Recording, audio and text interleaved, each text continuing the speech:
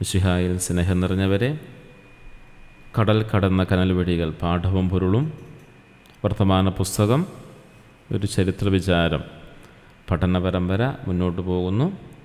ഇന്ന് നമ്മുടെ 70ാമത്തെ ക്ലാസ്സാണ്. 72ാമത്തെ പാഠമാണ് നമ്മൾ പഠിക്കുക.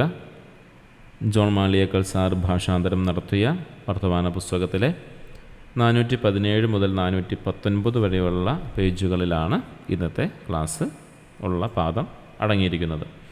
ഒരു നിമിഷം പ്രാർത്ഥിക്കാം. നല്ല തമ്പുരാനെ, നിൻ്റെ അനന്തമായ കാരുണ്യത്തിന് നന്ദി, നിൻ്റെ സ്നേഹത്തിന് നന്ദി. പ്രത്യേകിച്ച് ഞങ്ങളുടെ സഭയെക്കുറിച്ച് കൂടുതൽ ആഴത്തിൽ മനസ്സിലാക്കുവാനുള്ള ഞങ്ങളുടെ പഠന പരമ്പര മനോഹരമായി മുന്നോട്ട് കൊണ്ടുപോകാൻ അനുവദിക്കുന്നതിനെ ഓർത്ത് നന്ദി പറയുന്നു.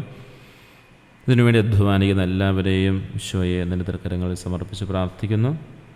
ഞങ്ങളുടെ ക്ലാസ് കേൾക്കുന്നവരെയും ഇതുമായി ബന്ധപ്പെട്ട് നിൽക്കുന്ന എല്ലാവരെയും ഈശോയെ സമൃദ്ധമായി അനുഗ്രഹിക്കണമേ. പരിശുദ്ധമ്മേ മാതാവേ, ഞങ്ങൾക്ക് വേണ്ടി മാധ്യസ്ഥം വഹിക്കണമേ. മാറിയ യോസേപ്പേ, ഞങ്ങളെ പ്രത്യേകമായി സംരക്ഷിക്കുകയും പരിപാലിക്കുകയും ചെയ്യണമേ. പ്രിയ സഹോദരങ്ങളെ, നമ്മൾ ക്ലാസ്സിലേക്ക് പ്രവേശിക്കുകയാണ്.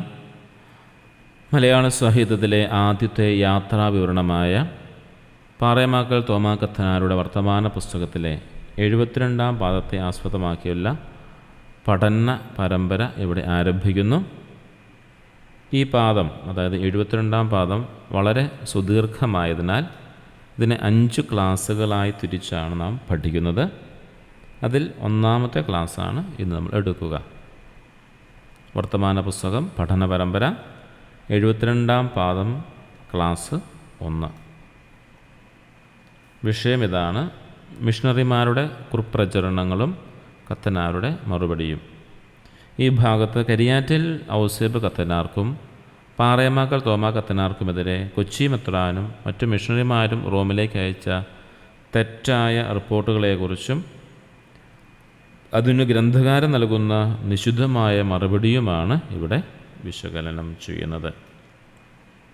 പതിവ് പോലെ 5 ആശയങ്ങളിലാണ് നമ്മൾ ഇന്നത്തെ ക്ലാസ്സും തയ്യാറാക്കിയിരിക്കുക.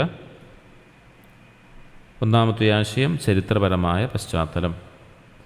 51ാം പാഠത്തിൽ പരാമർശിച്ചിട്ടുള്ള കർദിനാൾ അന്തോനൊല്ലിയുടെ കൽപ്പന പ്രകാരം കൊച്ചി മെത്രാനായിരുന്ന യൗസേപ്പ് ദെ സെല്ലിദേരെ ആണ് മാർത്തോമ ആറാമൻ്റെ സഭൈക്യ പുനരൈക്യ ശ്രമങ്ങളെക്കുറിച്ച് അന്വേഷണം നടത്തിയത്. ഇദ്ദേഹം റോമിലേക്ക് അയച്ച മറുപടിയും സത്യവും അസത്യവും കലർന്നതും അതീവ ദീർഘവുമാണെന്ന് ഗ്രന്ഥകാരൻ ചൂണ്ടിക്കാട്ടുന്നു. സഭാപരമായ ഐക്യത്തേക്കാൾ സ്വന്തം അധികാരം നിലനിർത്താനാണ് മിഷണറിമാർ ശ്രമിച്ചതെന്ന് ഈ ഭാഗം വ്യക്തമാക്കുന്നു. 2ാമത്തെ ആശയം: 10ഓളം ആരോപണങ്ങൾ മിഷണറിമാരുടെ വിഷലിപ്തമായ തൂലിക. നമ്മെ സ്നേഹിക്കുന്നു എന്ന് പുറമേ പറയുന്ന മിഷണറിമാർ റോമിലേക്ക് അയച്ച റിപ്പോർട്ടിലെ പ്രധാന ആരോപണങ്ങൾ ഇവയാണ്: യാത്രയുടെ ലക്ഷ്യം റോം മാത്രമാണെന്നും പോർച്ചുഗലല്ലെന്നും തെറ്റിദ്ധരിപ്പിച്ചു. യാത്ര ആത്മീയ കാര്യങ്ങൾക്കല്ല, ലൗകിക കാര്യങ്ങൾക്കാണെന്ന് വരുത്തി തീർത്തു. തിരുവിതാംകൂർ രാജാവിന് ഈ യാത്ര ഇഷ്ടപ്പെട്ടില്ലെന്നും കരിയാറ്റിൽ തിരിച്ചു വന്നാൽ നാട്ടിൽ വലിയ ലഹളയുണ്ടാകുമെന്നും ഭയപ്പെടുത്തി. മലങ്കര നസ്രാണികൾക്ക് ഭരിക്കാൻ അറിയില്ലെന്നും അവർ സ്വജാതി മെത്രാന്മാരെ അനുസരിക്കില്ലെന്നും പരിഹസിച്ചു. മാർത്തോമ മെത്രാൻ സിമ്മോണിയ, അതായത് വിശുദ്ധ വസ്തുക്കളുടെ വിൽപ്പന നടത്തുന്നുവെന്ന് ആരോപിച്ചു. ഇങ്ങനെയുള്ള 10ഓളം ആരോപണങ്ങളാണ് മിഷണറിമാർ നൽകിയത്. 3ാമത്തെ ആശയം ഇതാണ്: കണ്ടൻ കാലൊന്നു ചൊല്ലി കഴുതക്കാൽ പിടിച്ചു. മിഷണറിമാരുടെ അറിവില്ലായ്മ. മിഷണറിമാർ റോമിലേക്ക് അയച്ച റിപ്പോർട്ടിലെ വൈരുദ്ധ്യങ്ങളെ കത്തനാർ പരിഹസിക്കുന്നത് ഒരു നാടൻ പ്രയോഗത്തിലൂടെയാണ്. കരിയാറ്റിയെ റോമിലേക്ക് മാത്രമാണ് അയച്ചതെന്ന് പറയുന്ന മിഷണറിമാർ അദ്ദേഹം ബാബേലിൽ നിന്നോ മൊസൂളിൽ നിന്നോ സുറിയാനി മെത്രാന്മാരെ കൊണ്ടുവരാനാണ് പോയതെന്നും ഒരേ സമയം പറയുന്നു. സുറിയാനി ഭാഷയുമായി ബന്ധമില്ലാത്ത ലത്തീൻകാർ മാത്രമുള്ള റോമിൽ പോയി എങ്ങനെ സുറിയാനി മെത്രാനെ കൊണ്ടുവരുമെന്ന ഗ്രന്ഥകാരൻ്റെ ചോദ്യം മിഷണറിമാരുടെ കള്ളത്തരങ്ങളെ പൊളിച്ചു കാട്ടുന്നു. ആ നാടൻ പ്രയോഗമാണ് കണ്ടൻ കാലെന്ന് ചൊല്ലി കഴുതക്കാൽ പിടിച്ചു എന്ന് കത്തനാർ ഇവിടെ സൂചിപ്പിച്ചിരിക്കുക. 4ാമത്തെ ആശയം ഇതാണ്: ബൈബിൾ ദൃഷ്ടാന്തം. എലീശ പ്രവാചകനും മിഷണറിമാരും. തങ്ങളുടെ യാത്രയുടെ രഹസ്യ സ്വഭാവം തകർക്കാൻ മിഷണറിമാർ ശ്രമിച്ചതിനെ ഗ്രന്ഥകാരൻ ബൈബിളിലെ രാജാക്കന്മാരുടെ 2-ാമത്തെ പുസ്തകം 6-ാം അധ്യായം 8 മുതൽ 23 വരെയുള്ള ഭാഗവുമായി താരതമ്യം ചെയ്യുകയാണ്. സിറിയൻ സൈന്യത്തിൻ്റെ കണ്ണ് ദൈവം കെട്ടിയതുപോലെ കരിയാറ്റിയും സംഘവും പോർച്ചുഗീസ് കപ്പലിലാണ് പോകുന്നതെന്ന കാര്യം മിഷണറിമാർ അറിയാതെ പോയത് ദൈവനിശ്ചയമാണെന്ന് അദ്ദേഹം വാദിക്കുന്നു. റോമിലെ അധികാരികളെ ശത്രുക്കളാക്കിയതുപോലെ പോർച്ചുഗൽ അധികാരികളെയും തങ്ങൾക്കെതിരെ തിരിക്കാൻ മിഷണറിമാർക്ക് ലഭിച്ച അവസരം ദൈവം തടഞ്ഞുവെന്നാണ് ഇതിലൂടെ അർത്ഥമാക്കുന്നത്. 5-ാമത്തെ ആശയം ഇതാണ്: പിശാചിൻ്റെ മണി, മിഷണറിമാരുടെ കുടിലതന്ത്രങ്ങൾ. മിഷണറിമാർ കേരളത്തിൽ സെമിനാരികൾ സ്ഥാപിച്ചതിനെ കത്തനാർ ഉപമിക്കുന്നത് ഒരു ഐതിഹ്യത്തോടാണ്. ഭക്തരെ കുർബാന സമയത്ത് പള്ളിയിലെത്തിക്കാൻ പിശാച് മണി വാർത്തു നൽകിയത്രേ. മണിയില്ലായിരുന്നപ്പോൾ നേരത്തെ വന്ന് പ്രാർത്ഥിച്ചിരുന്ന ജനങ്ങൾ മണി വന്നതോടെ കുർബാന തുടങ്ങുമ്പോൾ മാത്രം വരാൻ തുടങ്ങി. അതുപോലെ മിഷണറിമാർ നൽകുന്ന വിദ്യാഭ്യാസം നസ്രാണികളുടെ തനിമ നശിപ്പിക്കാനും അവരെ അടിമപ്പെടുത്താനുമുള്ള തന്ത്രമാണെന്ന് കത്തനാർ ആഞ്ഞടിക്കുന്നു. ഇതാണ് ഇന്നത്തെ നമ്മുടെ ക്ലാസ്. ചോദ്യോത്തരങ്ങളിലേക്ക് നമുക്ക് പ്രവേശിക്കാം.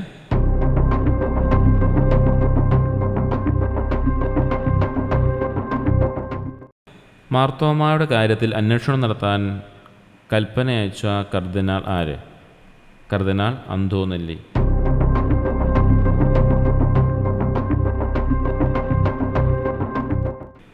എഴുപത്തിരണ്ടാം പാദത്തിൽ പരാമർശിക്കുന്ന കൊച്ചി മെത്രാൻ ആര്?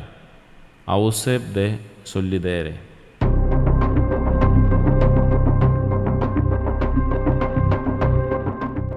മിഷണറിമാരുടെ റിപ്പോർട്ടിലെ വൈരുദ്ധ്യങ്ങളെ സൂചിപ്പിക്കാൻ ഗ്രന്ഥകാരൻ ഉപയോഗിച്ച നാടൻ പ്രയോഗമേത്? കണ്ടൻ കാലെന്ന് ചൊല്ലി കഴുതകാൽ പിടിച്ചു.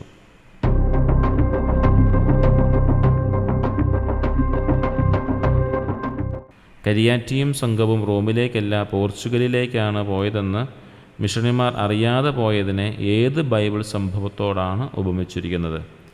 എലീശ പ്രവാചകൻ സിറിയൻ സൈന്യത്തിൻ്റെ കണ്ണുകെട്ടി ശമറോൻ നഗരത്തിലേക്ക് നയിച്ച സംഭവത്തോട്.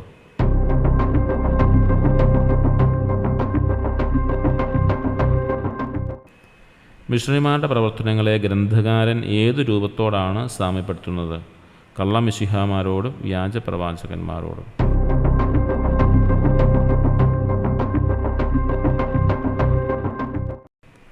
മലങ്കര നസ്രാണികളെക്കുറിച്ച് മിഷണറിമാർ റോമിന് നൽകിയ അപമാനകരമായൊരു പരാമർശമെന്ത്?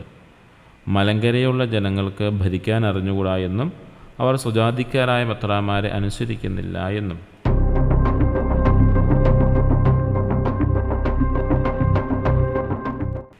മാർത്തോമാ മെത്രാൻ കത്തോലിക്ക വിശ്വാസം സ്വീകരിക്കാൻ വച്ച തടസ്സമായി മിഷണറിമാർ ചൂണ്ടിക്കാട്ടിയത് എന്താണ്?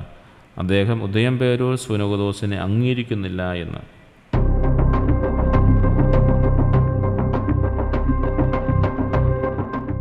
പിശാചിൻ്റെ മണി എന്ന ഉപമയിലൂടെ ഗ്രന്ഥകാരൻ എന്താണ് ഉദ്ദേശിക്കുന്നത്? പുറമേ നന്മയെന്ന് തോന്നിക്കുന്ന മിഷണറിമാരുടെ പ്രവൃത്തികൾ യഥാർത്ഥത്തിൽ നസ്രാണികളുടെ വിശ്വാസ ചൈതന്യം നശിപ്പിക്കാനാണെന്ന്.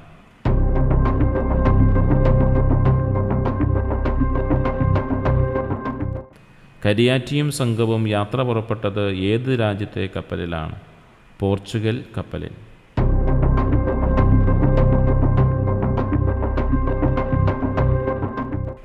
മാർത്തോമ മെത്രാൻ സിമ്മോണിയ കാണിക്കുന്നുവെന്ന് മിഷണറിമാർ ആരോപിച്ചതിൻ്റെ കാരണമെന്ത്? വിശുദ്ധ വസ്തുക്കൾ വിൽപ്പന നടത്തുന്നു എന്നത്.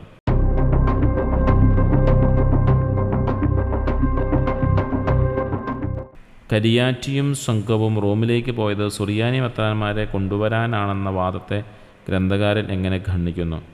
സുറിയാനി ഭാഷയുമായി ബന്ധമില്ലാത്ത റോമിലല്ല, ബാബേലിലോ മൊസോളിലോ ആണ് അതിനായി പോകേണ്ടിയിരുന്നുവെന്ന് അദ്ദേഹം വാദിക്കുന്നു.